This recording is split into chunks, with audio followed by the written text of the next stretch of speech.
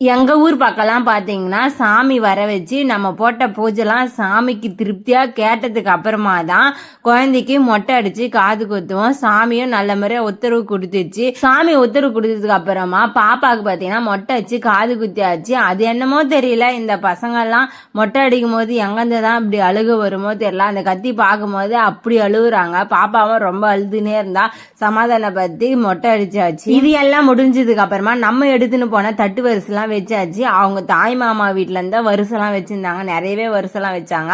அது எல்லாத்தையும் பார்த்து முடிச்சுட்டு கரெக்டா சாப்பிடும் போது பாத்தீங்கன்னா டைம் 3 o'clock, ரொம்ப லேட் ஆயிடுச்சு. என் பசங்க இந்த மாதிரிலாம் அலப்பறை பண்ண நல்லாவே மொட்டை அடிச்சுக்கினானுங்க.